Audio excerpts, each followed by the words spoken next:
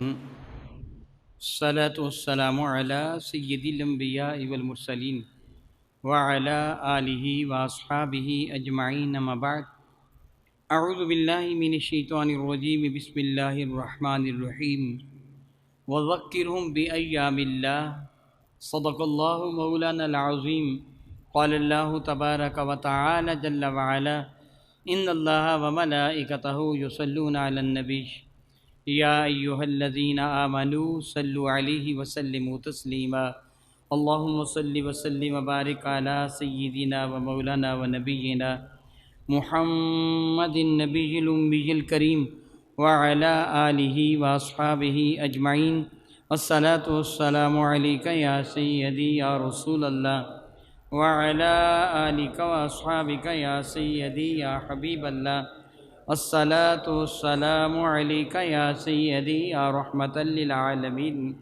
وعلی آلک واصحابک یا سیدی یا سیدی یا سیدی یا شفیع المذنبین۔ نہایت ہی معزز و محترم احباب گرامی قدر، الحمدللہ تعالی ثم الحمدللہ تعالی ثم الحمدللہ تعالی رب کائنات جل وعلا کا بے پایہ احسان و کرم ہے کہ خالق کائنات ہمیں بہت ساری نعمتوں سے نوازا۔ فرماتے ہیں وَإِن تَعُدُّوا نِعْمَةَ اللَّهِ لَا تُحْصُوهَا، اگر تم اپنے رب کی نعمتوں کی گنتی کرنا چاہو گے تو گن نہیں سکتے۔ اللہ تعالیٰ جل وعلا کی اتنی نعمتیں ہیں، اور خالق کائنات جل وعلا نے اپنی نعمتوں کے ملنے پر شکر کرنے کو حکم دیا، اور وعدہ فرمایا لَإِن شَكَرْتُمْ لَأَزِيدَنَّكُمْ، اگر میری نعمتوں کے ملنے پر تو میرا شکر ادا کرو گے میں ان نعمتوں میں مزید اضافہ فرما دوں گا۔ اور رب کائنات جل وعلا نے قرآن کریم میں فرمایا اعملوا آل داؤد شکرا وقلیل من عبادی الشکور، اے داؤد کے ماننے والو اللہ کا شکر ادا کیا کرو۔ اللہ تعالیٰ فرماتا ہے وقلیل من عبادی الشکور، میرے بہت تھوڑے بندے ہیں جو میرا شکر ادا کرتے ہیں۔ کسی نعمت کے ملنے پر اللہ رب العزت جل وعلا کی جانب سے اس نعمت کے ملنے پہ اظہار تشکر، اس کی قدر کرنا، شکر کا لفظی معنی قدر کرنا ہوتا ہے، یہ شکر ہے۔ انسان صبر کر لیتا ہے، چیز نہ ملے تو خاموشی سے بیٹھ جاتا ہے، صبر کر لیتا ہے۔ مزے کی بات ہے کہ اللہ تعالیٰ نعمت عطا فرمائے پھر اللہ کے حضور سجدہ میں سر رکھا جائے، یہ مزے کی بات ہے۔ عمومی طور پر ہماری عادت ہے کہ رب کائنات جل وعلا ہمیں بیٹا بیٹی عطا فرمائے، بیٹے بیٹی کی شادی کرنا ہو یا کوئی اور اعلیٰ فنکشن ہو ہماری نظر میں تو ہم اس فنکشن کو واحیات کی نظر کر دیتے ہیں، رب کا شکر ادا نہیں کرتے، شیطان کو راضی کرنے کی کوشش کرتے ہیں، جبکہ رب کریم فرماتا ہے میری نعمت کے ملنے پر میرا شکر ادا کیا کرو۔ خالق کائنات فرماتا ہے وَذَكِّرْهُمْ بِأَيَّامِ اللَّهِ، اللہ کے دنوں کا ذکر کیا کرو، اللہ کے دن منایا کرو۔ دن سارے اللہ کے ہیں، ہفتہ ہو یا اتوار، پیر ہو یا منگل، بدھ ہو یا جمعرات یا جمعہ، سارے دن اللہ تعالیٰ کے لیے ہیں۔ زمین بھی اللہ کی، آسمان بھی اللہ کا، سورج چاند ستارے بھی اللہ رب العزت جل وعلا کے، ایک ایک لمحہ رب کائنات جل وعلا کی ملکیت میں ہے۔ پھر یہ شرف میں کہ اللہ کے دنوں کا ذکر کرو۔ اللہ کے دن کون سے ہیں؟ حبر الامہ، جن کو میرے کریم آقا رسول اللہ نے خصوصی دعاؤں سے نوازا، اور تفسیر قرآن کریم کے علم کے لیے رب کائنات کے حضور جن کو دعا دی، حضرت سیدنا ابن عباس رضی اللہ تعالی عنہ، وہ فرماتے ہیں کہ ایام اللہ سے مراد وہ دن ہیں جن دنوں میں رب کائنات نے اپنے بندوں پر نعمتیں نازل فرمائی ہیں، وہ دن منانے کا حکم ہے۔ آج اگست کی 14 تاریخ ہے، رب کائنات نے ہمیں نعمت عطا فرمائی کہ آزاد ملک مملکت عزیز پاکستان ہمیں عطا فرما دیا۔ الحمدللہ تعالی ثم الحمدللہ تعالی، اس نعمت کے ملنے پر ہمیں اپنے رب کا شکر ادا کرنا چاہیے۔ انشاءاللہ تعالی ابھی اگر رب کریم نے چاہا تو اس کی توفیق و ہمت شامل حال ہوئی ہم نماز جمعہ ادا کریں گے۔ نماز جمعہ ادا کرنے کے بعد آپ نے کوئی نفل بھی تو پڑھنے ہیں نا، عام طور پر 4 سنت 2 سنت 2 نفل پڑھتے ہیں، کم از کم وہ 2 نفل ہی اللہ تعالیٰ کے حضور شکر نعمت میں پڑھ لیجئے۔ اللہ تعالیٰ تیرا احسان ہے کہ تو نے ہمیں یہ آزاد ملک عطا فرما دیا، ہم تیرا شکر ادا کرتے ہیں۔ بحمد اللہ تعالیٰ ثم الحمد للہ تعالیٰ۔ ہم اہل سنت والے قیام پاکستان کے کل بھی ہمدرد تھے، حمایتی تھے، آج بھی حمایتی ہیں، اور انشاءاللہ تعالی آئندہ بھی ہماری نسلیں بھی اس چیز کی حمایتی رہیں گی۔ 1940 23 مارچ کو منٹو پارک، جسے آج کل وہ مینار پاکستان والا پارک کہا جاتا ہے، اس پارک میں شیر بنگال مولوی فضل حق نے قرارداد لاہور پیش کی تھی، جو مختصر قرارداد تھی، 4 پیراگراف پر مختصر ترین قرارداد تھی، جس میں اہم ترین شق یہ تھی کہ وہ علاقے جہاں مسلم اکثریت ہے ان کو آزادی دے دی جائے، تاکہ مسلمان اپنے سارے کے سارے جتنے بھی تہوار ہیں مذہبی وہ آزادی کے ساتھ ادا کر سکیں۔ ہندو اخبارات نے اس قرارداد لاہور کو قرارداد پاکستان کا نام دیا، اور بحمد اللہ تعالیٰ وہ واقعی قرارداد پاکستان بن گئی۔ اس قرارداد کی اہل سنت و جماعت کو علماء نے زبردست حمایت کی تھی، جبکہ دیوبندی علماء نے اس کی شدید مخالفت کی تھی۔ مولانا حسین احمد مدنی جو دارالعلوم دیوبند کے صدر تھے، انہوں نے، اور اسی طرح عطاء اللہ شاہ بخاری، مولانا ابوالکلام آزاد، یہ احباب کے ساتھ باقی سارے کانگریسی علماء وہ قائد اعظم کے شدید مخالف تھے۔ انہیں قائد اعظم کو کافر اعظم کا فتویٰ دیا تھا کہ یہ قائد اعظم نہیں، کافر اعظم ہے، اور انہوں نے یہ کہا تھا، مولانا حسین احمد مدنی، ان کا یہ نظریہ تھا کہ پاکستان نہیں بننا چاہیے، بلکہ سارے کا سارا یہ بھارت ہی ہونا چاہیے، اور ایک ہی ملک ہونا چاہیے، مسلمانوں کا الگ کوئی تشخص نہیں ہے۔ آزادی اس چیز کا نام ہے کہ ہمیں مذہبی نہیں بلکہ سیاسی آزادی میسر آ جائیں۔ تب حضرت اقبال علیہ الرحمہ نے جواب نشاہ فرمایا تھا، اجم ہنوز نہ داند رموز دی ورنہ زیدیو من حسین احمد اینچے بورج بیسس، کہنے لگے کہ عجم کو ابھی تک میرے نبی محتشم رحمت عالم کے لائے ہوئے دین کی رمزوں کا پتہ نہیں چلا، وگرنہ حسین احمد نے جو کچھ کہا ہے یہ کس قدر تعجب کی بات ہے کہ وہ منبر پر بیٹھ کے کہتے ہیں ملت اسلامیہ بعد میں ہے اور ملک پہلے ہے۔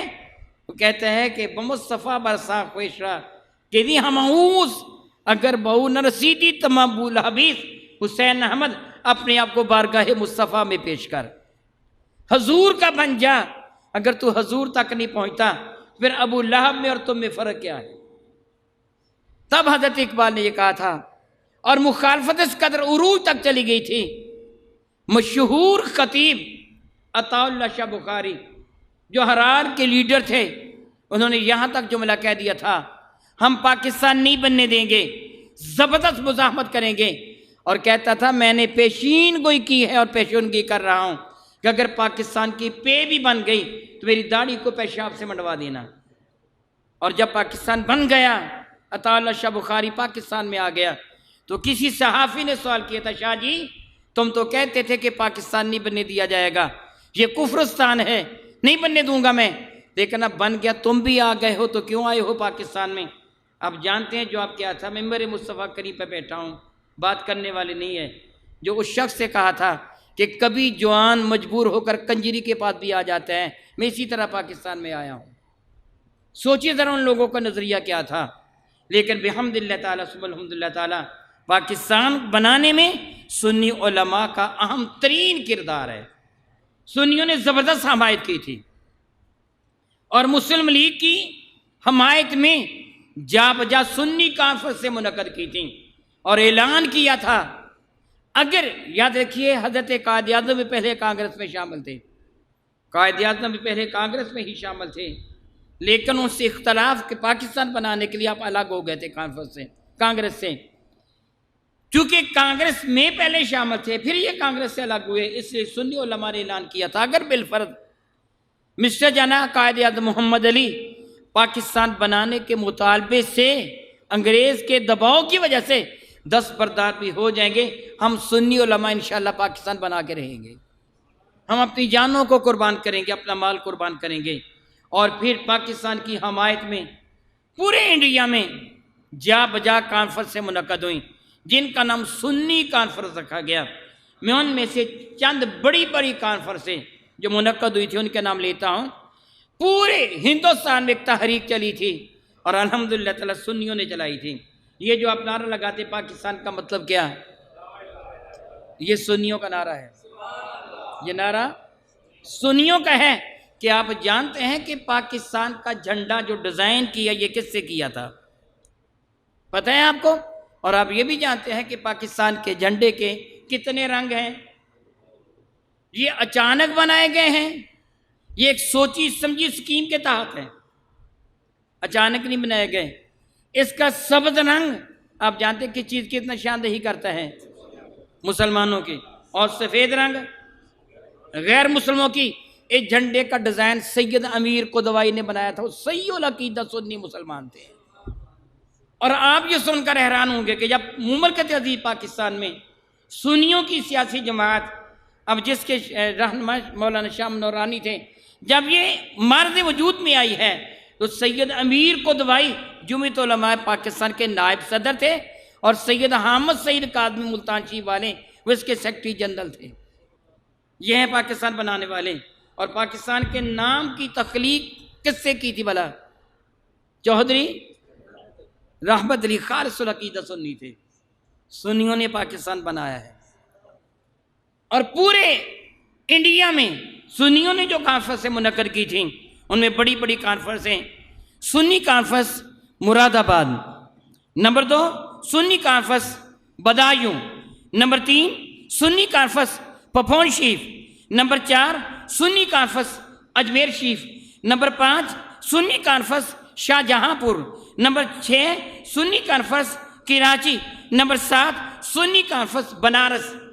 یہ وہ بڑی بڑی کانفرنسیں ہیں۔ میں ان میں صرف سنی کانفرنس بنارس کی بات آپ کو بتاتا ہوں، میں ساری تفصیل میں نہیں جاؤں گا۔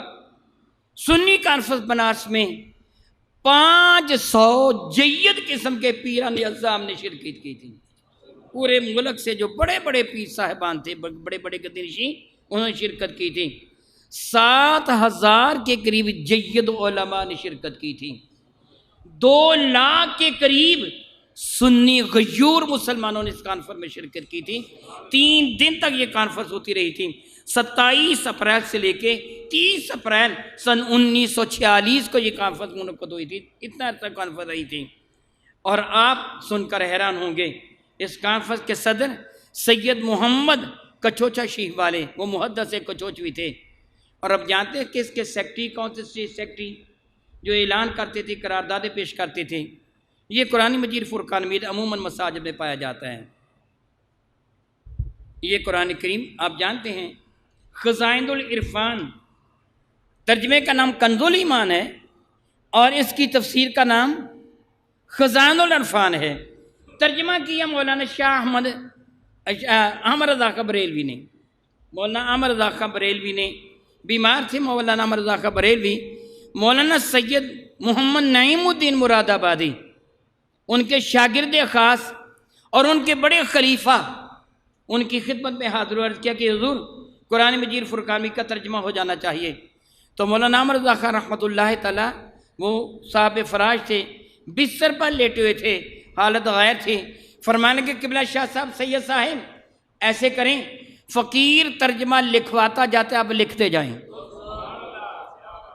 مولانا احمد رضا خان ترجمہ لکھواتے گئے، مولانا نعیم الدین مراد آبادی لکھتے گئے۔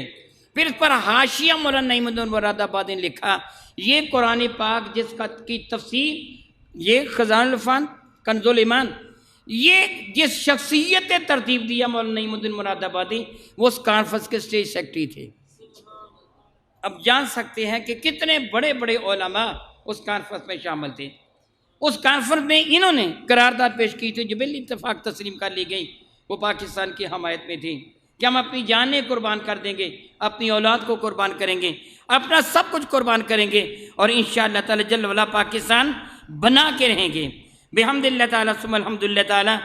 اس کانفرنس میں شریک ہونے والے علماء میں چند ایک یہ تھے: مولانا امجد علی، بہار شریعت ایک مشہور کتاب ہے فقہ کی، اس کے مصنف مولانا امجد علی ہیں۔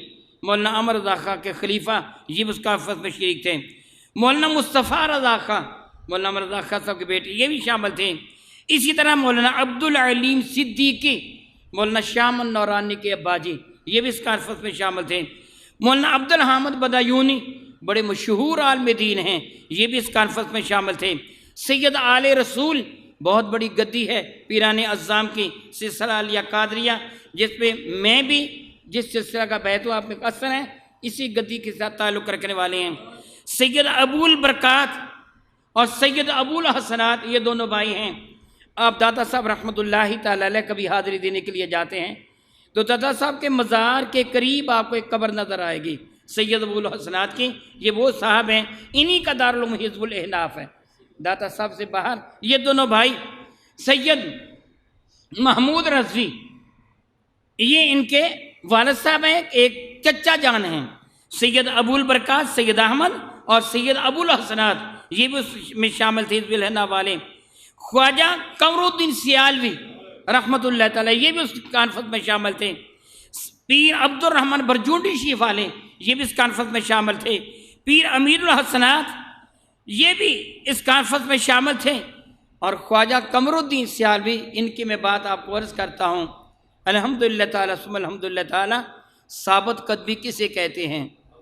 خواجہ قمر الدین سیالوی رحمۃ اللہ تعالیٰ علیہ کو انگریزوں نے اپنے ساتھ منانے کی کوشش کی، وہ خریدتے ہیں لوگوں کو اور خریدے جاتے ہیں، آج بھی خریدے جاتے ہیں، مختلف انداز ہوتے ہیں، کبھی دھمکیوں سے خریدتے ہیں اور کبھی ڈالر دے کر خریدتے ہیں ہیں نا، آج بھی خریدتے ہیں کہ نہیں خریدتے بتائیے بھلا؟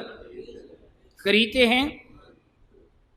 چپ جو ہی بات کر رہا ہوں، کیا سعودیہ نے پاکستان سے تعلقات ختم کر دیے کہ نہیں؟ بھارت کے ساتھ استوار کر لیے کہ نہیں؟ کیا متحدہ عرب امارات نے اسرائیل کو تسلیم کر لیا کہ نہیں؟ سفارت خانہ بنانے کا اعلان کر دیا کہ نہیں؟ پاکستان ان کی وجہ سے فلسطین کی حمایت کرتا ہے اور وہ کبھی بھی کشمیر کی حمایت کرنے کے لیے تیار نہیں ہے۔ جب ان کو مار پڑتی ہے تو پھر پاکستان ان کو نظر آتا ہے۔ وہ احباب جن کو یاد ہوگا کہ کبھی حرم کعبہ پر سعودیہ کے باغیوں نے قبضہ کیا تھا، تھوڑا بہت یاد ہوگا آپ کو، انہوں نے یورپ سے امریکہ سے کمانڈوز منگوائے تھے اور وہ کچھ بھی نہیں کر سکے تھے، اور پھر پاکستانی کمانڈو تھے پرویز مشرف کی زیر قیادت گئے جنہوں نے وہاں کنٹرول سنبھالا تھا۔ جب مار پڑتی ہے تو پاکستان نظر آتا ہے۔ اب جو یمن کی جانب سے مار پڑی تو پھر راہیل شریف یاد آ گیا، جس کو بلا لو اپنی فوج کی کمان کرنے کے لیے، ویسے پاکستان کے مخالف ہیں۔ میں ممبر مصطفیٰ کریم پہ بیٹھا ہوں، جھوٹ بولنے والوں پر اللہ تعالیٰ کی لعنت ہے۔ میں حرم کعبہ کا طواف کر رہا تھا، میرے آگے آگے ایک عربی طواف کر رہا تھا اور کیا کہہ رہا، اللہم قاہر علی پاکستان، اے اللہ پاکستان پہ قہر و غضب نازل کر دے۔ وہ طواف کرتا ہو یہ جملے کہہ رہا تھا۔ بکے ہوئے ہیں، کافروں کے ہاتھوں بکے ہوئے ہیں، ان کے پٹھو بنے ہوئے ہیں، ان کی انگلیوں پہ ناچنے والے ہیں۔ کیا بدبخت ترین شخص اور دہشت گرد ترین شخص مودی جب سعودیہ میں گیا، متحدہ عرب امارات میں گیا تو اس کو گولڈ میڈل نہیں پہنائے گئے؟ اور اس سے کشمیر میں کیا کچھ کیا ہے، کیا کچھ ہو رہا ہے؟ بکتے ہیں، خریدے جاتے ہیں۔ میں بات کر رہا تھا خواجہ قمر الدین سیالوی کی رحمت اللہ تعالی علیہ۔ انگریزوں نے ان کو اعلیٰ ترین خطاب اور بہت سارے روپے پیسے کی پیشکش کی، اور اس سلسلے میں ایک چٹھی ان کو تحریر کی، خط تحریر کیا۔ تحریک پاکستان میں علماء اہل سنت کا کردار آپ کا جی چاہے آپ خود اپنی آنکھوں سے اس کتاب کو پڑھ کے دیکھیں۔ یہ چٹھی انگریزوں کا نمائندہ لے کر خواجہ قمر الدین کے پاس پہنچا، اور اس مرد با خدا کا جواب کیا تھا؟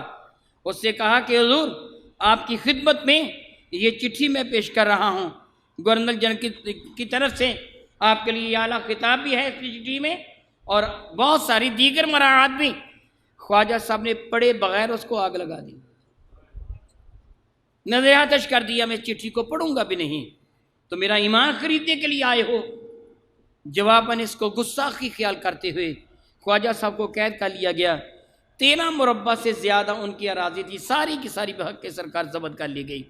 ان کو گرفتار کر کے کس کوٹری میں بند کر رکھا گیا جس میں گوبر تھا، جانوروں کا پیشاب تھا، اس پہ پانی چھوڑ دیا گیا. اس کوٹری میں لیٹنا تو کجا، بیٹھنے کی جگہ بھی چھوڑنا باقی چھوڑی، اس میں ان کو بند کر دیا گیا. نہ نماز پڑھ سکیں گے، نہ بیٹھ سکیں گے.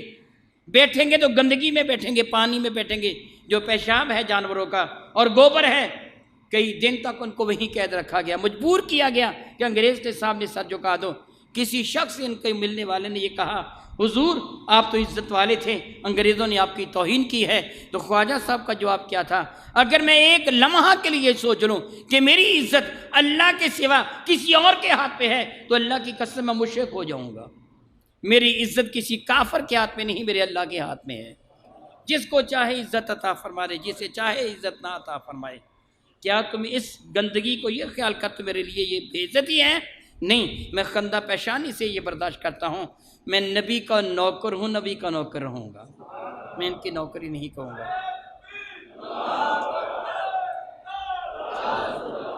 علماء اہل سنت کا اتنا اعلیٰ کردار تھا، اتنا اعلیٰ کردار تھا.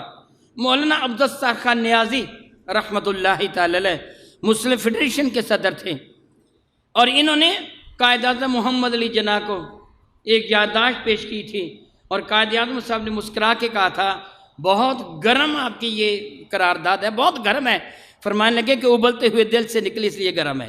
تو قائد اعظم مسکرا دیے تھے اور ان کی ساری کی ساری قراردادوں کو بعد ایک شیخوں کے سوا ساری کی ساری کو منظور کر لیا تھا. سنیوں نے الحمدللہ تعالی پاکستان کے قیام میں اہم ترین کردار ادا کیا. لیکن ایک جملہ کہا جاتا ہے، منزل انہیں ملی جو شریک سفر نہ تھے، وہ آگے آ گئے. سبب اس کا کیا ہے؟ میں پہلے بھی کہہ چکا ہوں، اب بھی کہہ رہا ہوں.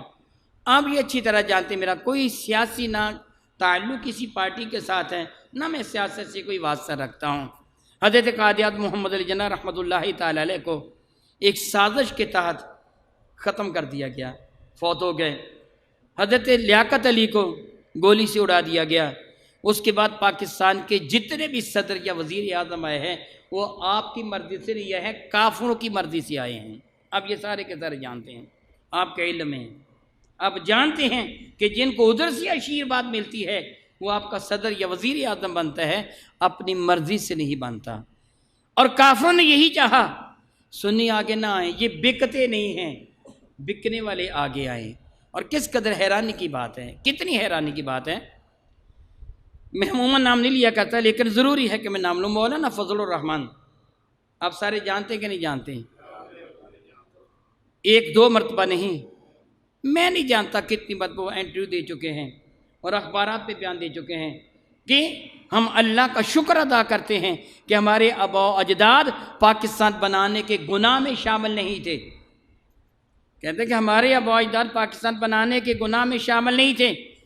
جب بھارت میں 100 سالہ جشن دیوبند کا انعقاد ہوا، وہ سارے کانگریسی ہیں، تو اس جلسے کی صدارت کرنے کے لیے، یہ مسلمانوں کے جلسے کی صدارت کرنے کے لیے اندرا گاندھی آئی تھی، اور وہاں یہ قرارداد پاس ہوئی تھی. اور کہا گیا تھا، اور پاکستان میں آ کر مولانا فضل الرحمان نے بھی اس بات کو دہرایا تھا کہ پاکستان کو ختم کر دینا چاہیے اور یہ بھارت کا حصہ بنا دینا چاہیے.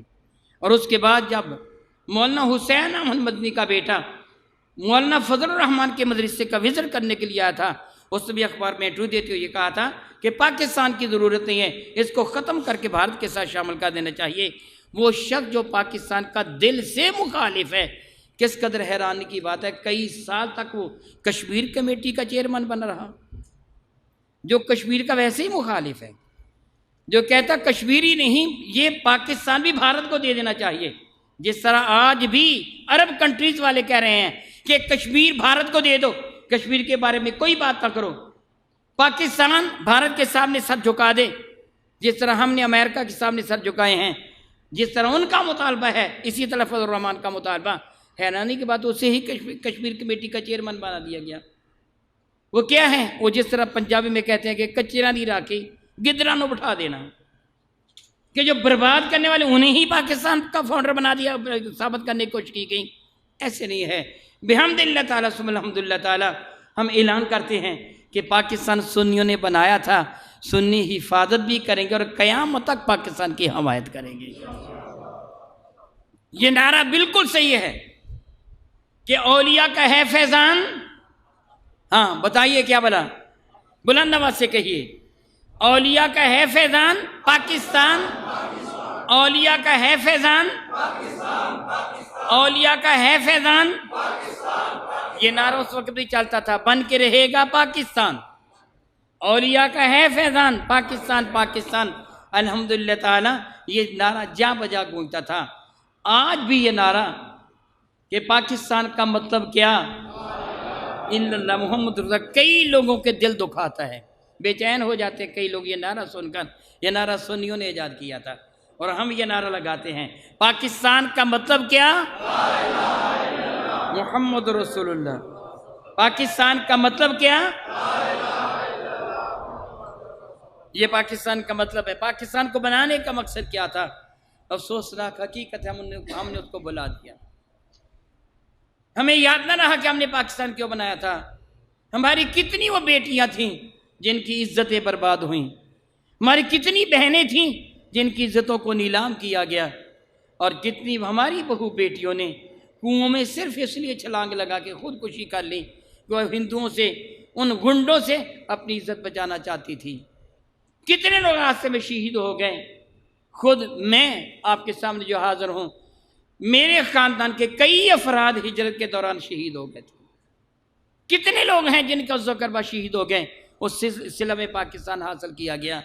اس وقت لوگ کیا کہتے تھے، اے اللہ پاکستان سلامتی کے ساتھ پہنچا دے، ہم بڑی پابندی کے ساتھ نمازیں پڑھیں گے، روزے رکھیں گے، حج کریں گے، زکوٰۃ دیں گے، تیری یاد کریں گے۔ لیکن پاکستان بننے کے بعد ہم نے سب کچھ بھلا دیا۔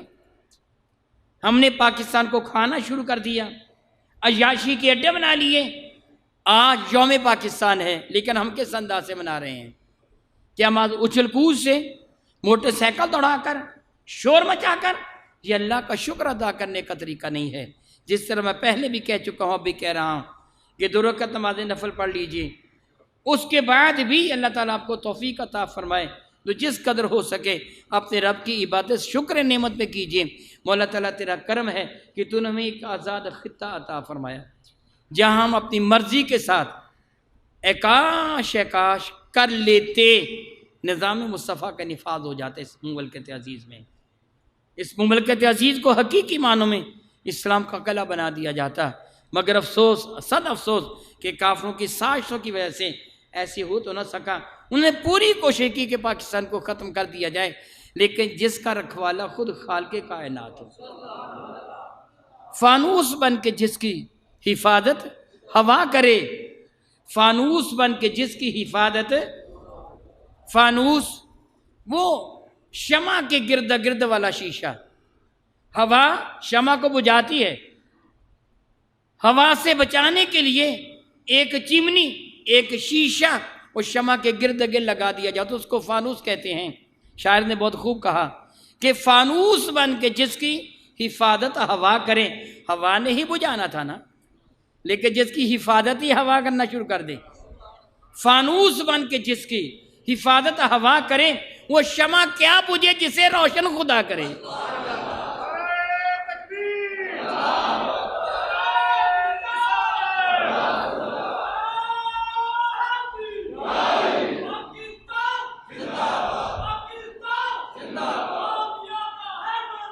پاکستان پاکستان